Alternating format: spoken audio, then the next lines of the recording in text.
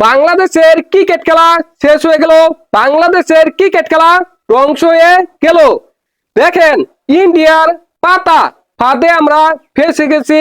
আমরা নিজেরাই নিজেদের ক্রিকেট খেলাকে গলা টিপে মেরে ফেলেছি। আমরা শেষ হয়ে গেছি, আমরা ধ্বংস হয়ে গেছি। দেখেন, বাংলাদেশ স্পষ্ট বলে দিয়েছে তারা টি-20 বিশ্বকাপ 2026 ইন্ডিয়ার মাটিতে গিয়ে খেলবে না।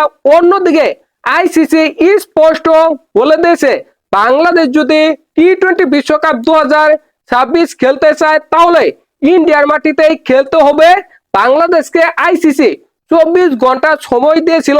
ওই 24 ঘন্টা পরে বাংলাদেশ বলে দিয়েছে তারা যদি বিশ্বকাপ খেলে তাহলে শ্রীলঙ্কার মাটিতে খেলবে, ইন্ডিয়ার মাটিতে খেলবে না।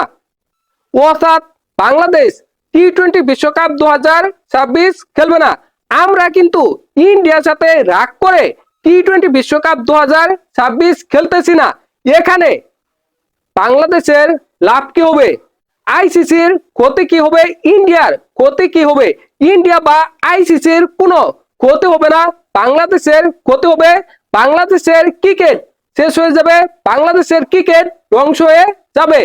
সেটা কিন্তু আমরা ভাবতেছি না, সেটা কিন্তু আমরা চিন্তা করতেছি না। দেখেন, বাংলাদেশ যদি টি-20 বিশ্বকাপ 2026 না খেলে বিশ্বকাপের পরে বাংলাদেশের র্যাঙ্কিং হবে 21 এবং কি বাংলাদেশ পরবর্তী টি-20 বিশ্বকাপ খেলতে পারবে না সরাসরি। তখন বাংলাদেশের খেলতে হবে ছোট ছোট দলের সাথে, কেনিয়া, কানাডা, এমন এমন দলের সাথে। ওই দলগুলোর সাথে কোয়ালিফাই করে বাংলাদেশের পরবর্তী টি-20 বিশ্বকাপ খেলতে হবে এবং কি বাংলাদেশের সাথে বড় বড় দল সিরিজ খেলবে না। ইন্ডিয়ারা সিরিজ খেলবে না, অস্ট্রেলিয়া সিরিজ খেলবে না, নিউজিল্যান্ড সিরিজ খেলবে না, ইংল্যান্ড সিরিজ খেলবে না। বাংলাদেশের সিরিজ খেলতে হবে একেবারে ছোট ছোট দলের সাথে। হয়তোবা জিম্বাবুয়ে, ওয়েস্ট ইন্ডিজ, শ্রীলঙ্কা এই দলগুলো বাংলাদেশের সাথে সিরিজ খেলবে না। বাংলাদেশ এতটা জঘন্য দলে পরিণত হবে, এতটা নিম্নমানের দলে পরিণত হবে যদি বাংলাদেশ টি-20 বিশ্বকাপ 2026 না খেলতে পারে।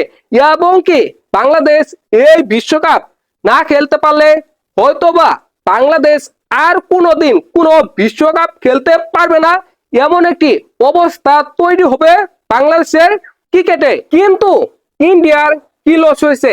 ইন্ডিয়ার কোনো কিছু লস হয়েছে? লস হয়নি। ইন্ডিয়া ষড়যন্ত্র করে বাংলাদেশের ক্রিকেটটাকে শেষ করে দিল, ক্রিকেটটাকে ধ্বংস করে দিল।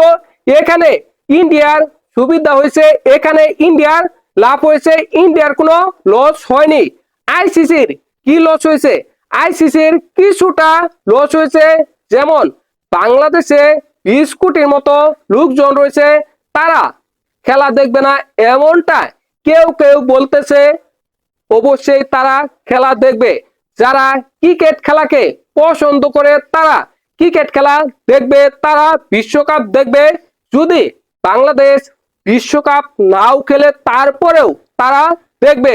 অর্থাৎ আইসিসির কোনো লস হচ্ছে না, আইসিসির কোনো ক্ষতি হচ্ছে না।